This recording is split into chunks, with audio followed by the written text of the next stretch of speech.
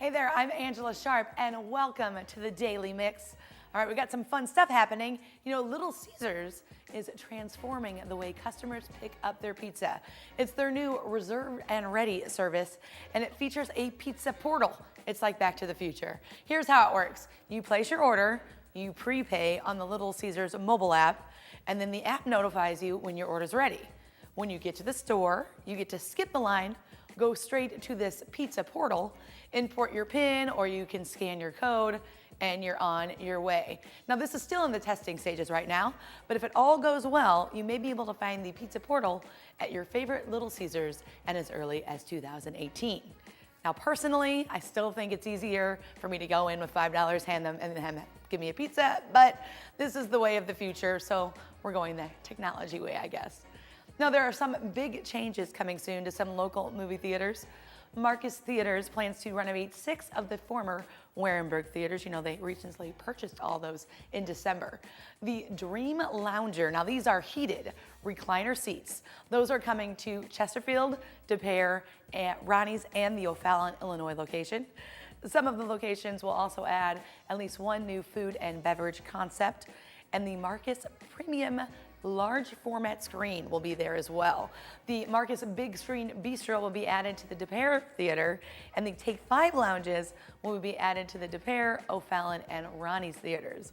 More renovations are planned for other theaters next year. You can check a sneak peek at these coming attractions. Visit marcustheaters.com. And in fact, the one at Ronnie's is undergoing construction. I don't know if you're familiar with the Ronnie's location, but that big area where they have all those arcade games, they're changing all that. Really, all I care about is the song. Are they changing the song? You know, they have to, I guess. That's my favorite part.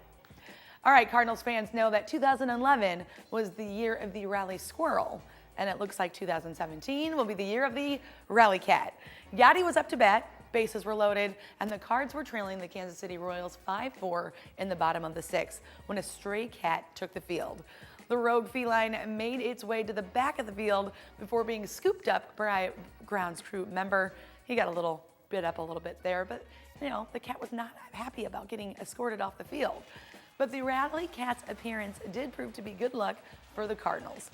Yachty went on to hit a grand slam, giving the team the 8-5 lead and their 5th straight victory. Of course, yesterday they lost, ending that game streak to 8, but at least it puts them in contention. Who would have thought a couple months ago the Cards would be back up there playing for keeps? And a little bit later on in the show, we're going to have Christopher Phillips. He's got the movie Ferguson 365. He was there, he shot it, he edited it, all of it right there. We're going to talk about that. He had a Q&A section too. We'll get to him a little bit later in the show. Let's get started on today's Daily Mix.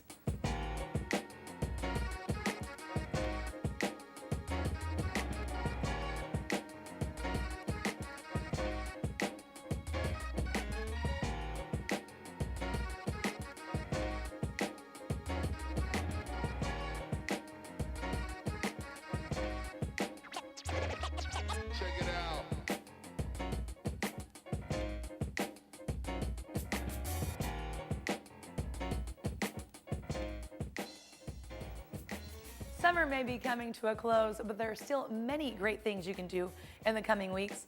The Festival of the Little Hills in St. Charles returns this weekend. It's on historic Main Street, and Frontier Park will be filled with booths selling handmade gifts, items, including everything from jewelry, art, clothing, decor. There's going to be more than 300 vendors from all over the U.S. They're expected there at this whole weekend event. In addition to shopping, there will also be live music and entertainment for all ages. The great food offered by the nonprofit food booths. All the regular shops and restaurants will also be open during the festival. It starts this Friday night and runs through Sunday. Check out the website for a list of vendors, entertainment, shuttle times, and so much more. festivalofthelittlohills.com. The St. Louis World Fair Heritage Festival and Games is also taking place this weekend. This free annual event celebrates our city's rich history and diverse culture and everything that makes St. Louis great. The 3-day event features family activities, live music, entertainment, art displays, backyard games, historical exhibits, food and drink. There's just so much to do. The list can go on and on, but you can find out all the details on their website. It takes place August 18th through the 20th in Forest Park. For information, visit SPL World Fair That's fair, FARE.com. And the celebrations don't stop there. Next weekend, the annual Festival of Nations returns. During the festival, you can experience over 50 cultures through dance and musical performances. You can even take your taste buds on an international journey with over 40 ethnic food booths. There will be plenty of opportunities to join in the fun, including dance lessons, children's music workshop, craft demonstrations, workshops, world sports, games, and more. It takes place August 26th and 27th in Tower Grove Park. For a full schedule and more details, visit festivalofnationsstl.org. Of course, the major event that's going on everybody's mind is the upcoming solar eclipse. We've been talking about this and talking about this. Are you ready? The 2017 Great American Total Solar Eclipse has been the talk of the town. Actually, more like the country. And why not? It only happens every 575 years.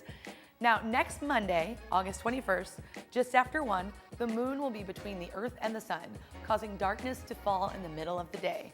Now, here are some things that may happen during the eclipse. The temperature may drop up to 5 degrees, planets and stars may be visible, and animals and insects may even start to act like it's nighttime.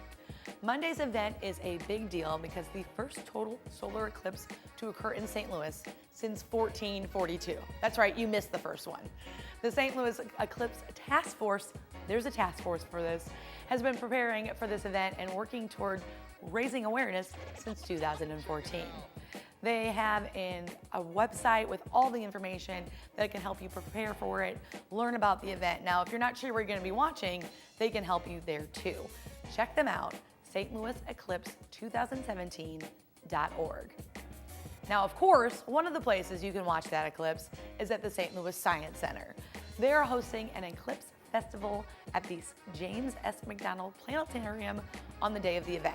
Now, the festival will include planetarium educators narrating the events as they're happening, plus fun activities for all ages. There will also be offering learning opportunities leading up to the day before the event to help you prepare. And we haven't talked about the glasses. Most important part of this, you can't look at it. You need these special glasses to look at the eclipse safely. The Science Center is one of the places you can find approved glasses. Now, how do you know if these glasses are approved? They should be marked with ISO and CE on the back of them, and you can be sure they're certified for safe viewing.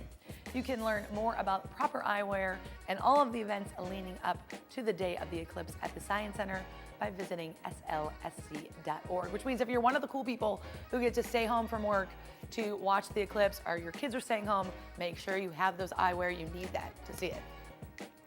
And the sky won't be the only thing going dark on August 21st. Krispy Kreme, are you ready, is rolling out its first ever chocolate version of the iconic glazed donut. But just like the eclipse, the donut is only here for a limited time. Its official launch is Monday, August 21st. That's the same day as the eclipse. But it will also be available for purchase during evening hotline hours on August 19th and 20th. So that's it. You have 3 days, only 3 days, if you want to take a bite out of chocolate goodness. And it looks delicious. I know I will be getting one. It's not uncommon to see Washington University topping the list all over the world, but usually it's for their academics. Apparently, a good education isn't the only thing students can get at WashU. The university came in number 3 in the nation for best campus food in a Princeton Review article titled The Best 382 Colleges. The school's strong commitment to sustainability helped them land the high ranking. Not only do they purchase food locally, but they converted waste oil from the fryer into biofuel. They provided recyclable or reusable dishes and have eliminated the use of plastic bags. They also get points for consulting students on their dietary needs and providing cooking classes and demos. Maybe the ranking shouldn't be that big of a surprise. After all, the university came in at number 10 last year on College Rank's 50 Best College Dining Hall Experiences. The popular Universal Soul Circus returns to St. Louis at the end of the month. What's been described as a cross between the circus and a lively family reunion, Universal Soul Circus has been delighting audiences for all ages for 20 years, getting them to laugh, dance, and engage with the performers under the big top. The circus returns with some of the greatest acts yet to downtown near the Dome, August 24th through September 4th. For ticket information and more, visit universalsoulcircus.com. On August 29, 1963, more than 200,000 Americans marched together in Washington, D.C. to demand civil rights for African Americans. As we approach the anniversary of the March on Washington, the St. Louis Public Library's Walnut Park branch will be hosting Stitching for Equality, African American Quilters Spotlight, where quilters will discuss how their quilts promote those themes of civil and economic justice. They will also discuss how quilts have visually illustrated African American struggles for freedom throughout history. The event takes place on Saturday, August 26th from 1 to 3, but freedom quilts will be on display at Walnut Park throughout the month of August. For information, visit slpl.org.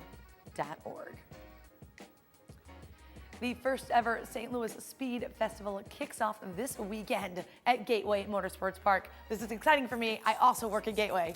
Saturday features Go, the St. Louis Run at the Raceway. You can partake in a 5K 1 mile fun run or a beer relay, all right there on the racetrack. On Sunday, you can bring your wheels to the track for Cycle the Raceway with Big Shark Bicycle and Cars and Coffee St. Louis. And the fun continues into that week. There's karting for kids, which is going to be really cool. Indy theme car night at Busch Stadium. One of the drivers is going to be throwing out the first pitch at the Cardinals game. The American Cancer Society Golf Tournament. IndyCar Fan Fest at Ballpark Village, which will have some drivers acting as the bartenders.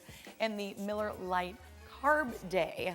Now, all of this fun is leading up to the big event, the event we've all been talking about, the first Verizon IndyCar Series Bommarito Automotive Group 500, presented by Valvoline.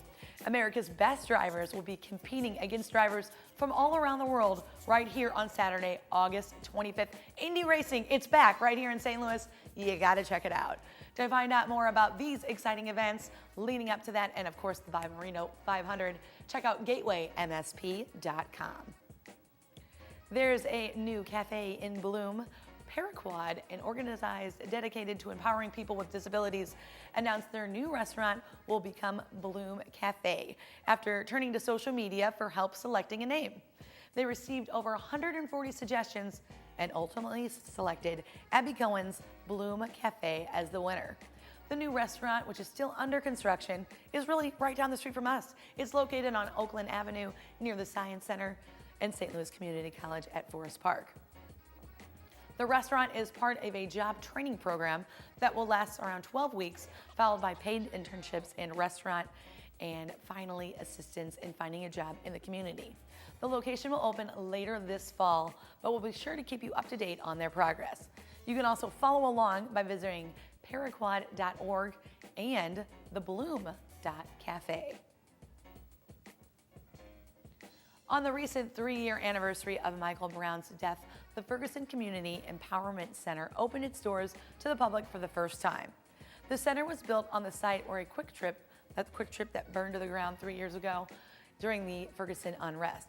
The Urban League of Metropolitan St. Louis and the Salvation Army partnered to create the facility, which will house the Save Our Sons program that helps African American men find jobs, the Pathway of Hope program, which helps family out of poverty, and the Spark Academic after-school care program, so you have a place to go.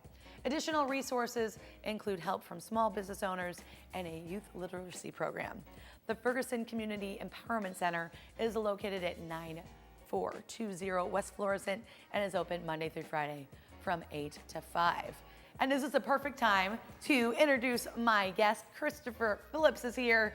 You have the movie Ferguson 365. Welcome to the show. Thank you for having me. I have to know, okay, so Ferguson 365, you shot this, you edited this, you did all of this. It's a kind of a short 15-minute piece, basically documenting the unrest in Ferguson.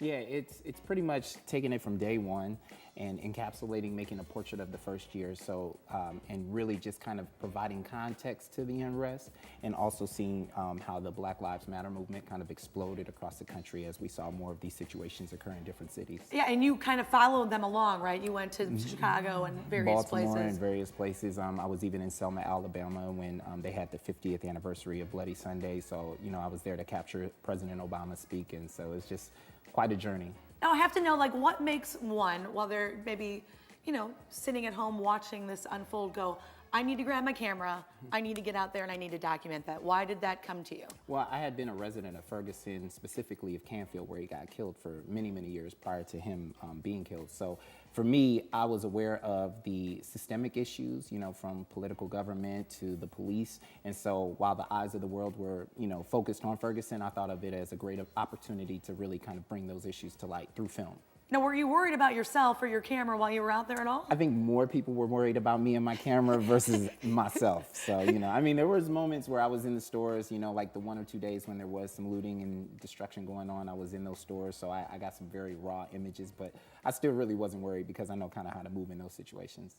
Now, you just had a recent screening that was open kind of to the public. You sold out. Yeah. And then afterwards you had a Q&A with the people that came to this movie. What kind of questions were people asking you? A lot of the questions that, people had were they were really kind of focused on the social issues. So, people were wondering, like, is this same problem, does it exist in other places across the country? Some people were kind of interested in the process of making it, and so they were really, really engaging questions. And it was a good opportunity for me to kind of have a broader discussion, because there were police officers there were activists, there was doctors, nurses, a lot of people on various sides of the movement. And so I was able to address those, those questions. I was going to ask, do you find your movie, Ferguson 365, has kind of still keeps the split of the people? I mean, because there are people on both sides of this argument, or do you find it more as a learning tool to kind of bring everybody together? I think that it does take a perspective of the people and the residents versus, the law enforcement and government side. But I think that what we do is, I bring on a gentleman, Michael John Voss, who's from the Arch City Defenders, who's been studying and fighting, these systemic issues for a very, very long time. And so for me, it is a very an emotional piece, and it does take a perspective kind of from one side, but then, you get information and you get context that can help everybody involved. Now, you've won a couple awards for this as well. Yeah. Does that kind of make it even better, knowing that not only have you made a good film, a film that people are interested in seeing, but one that's getting you some praise? It's a blessing. I'm grateful to God for all the opportunities. I mean, getting into festivals itself is a very, very tough and competitive process. I mean, you're talking about sometimes tens of thousands of films being narrowed down to maybe 100, 200. So getting in a festival is something, but getting awards, especially in far out places like Arizona International Film Festival, where there's a heavy Republican agenda, and they're kicking Mexicans back across the border. So to go out there and have the film received in that manner was really a good thing, and it was a good sign because it lets me know that this can reach people across the country and across the world. Do you find that your film is helping kind of keep the movement of Black Lives Matter going? Yeah, I think it's very beneficial in that. I think as we get farther away from the actual incident itself, sometimes that momentum gets lost. So the thing about film is it's in a very emotional piece. So people are they're back in tears again. They're frustrated again, but then they're also at the end of the film led to action. And that's really what I want people to do, is not really watch it and be sad and somber. I want them to be motivated to do something about it. And I think I've gotten that feedback. People have come to me after the Q&A session and said, what can I do? They're giving me their information. And so that's what I really wanted ultimately. Do you have suggestions and tips for them if they want to kind of keep the movement going? I mean, well, my biggest suggestion is a lot of people need to be involved in the political process. I think when we look at Ferguson, a city that is 2/3 African American but has had top to bottom Caucasian white leadership, that's a problem. When that leadership is only reflective of the upper class, and they're not seeing the perspective of everybody else in that community, that's a problem. So going to the polls is something that needs to be happening. And I think people need to recognize each other's strengths, because film may be my lane, but you may be a lawyer, you may be a doctor, or you may be a police officer. And a lot of this time too is the problem does reside with the police being silent in these situations. So I was glad to have their presence in the building, because a lot of injustices happen, and they're silent about it. So speaking up, being vocal about it, and really being head on with race. This country hasn't really dealt with race at all.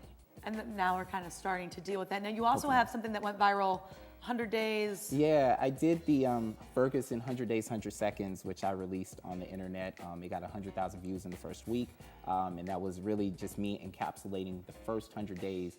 And kind of like as a marketing strategy, I was like, how can I keep people's attention? So I was like, I'm gonna do it in 100 seconds, and that's where the name came, and it just was very successful. Now, if somebody is watching at home and they haven't been able to see this, the 365 or this 100 days, how can they follow you? How can they find out more? Sure. So I have a website, Ferguson365film.com, where you'll get updates and information on that. There will be a digital release coming soon, and then subsequently after, I'm going to have a full-length feature film, which will be in theaters. So a full-length feature film all around the Ferguson, the starting of Ferguson. Yeah, we really take the subject and we really get clinical and we get surgical and dig deep into the issues, and you really get to see the movement progress forward. So. And where again can they find you? Ferguson365film.com, and my company website is maverickmediagroup.net. I think we get to talk to you all day. Thank you very much, Chris, for coming in. Thank you. All his information is right there on the screen. Jot that down so you can take a look if you haven't seen it already. Like I said, they sold out this weekend, had a couple Q&As, so it's getting a lot of movement. You gotta check them out. And we wanna thank you for joining us. You can always follow us on Facebook, YouTube, Twitter, and Instagram. You can drop us a line right here at The Daily Mix at stltv.net. We want to hear from you. If you got something going on, let us know. That's going to do it for The Daily Mix, but keep it right here on STL TV and Experience St. Louis.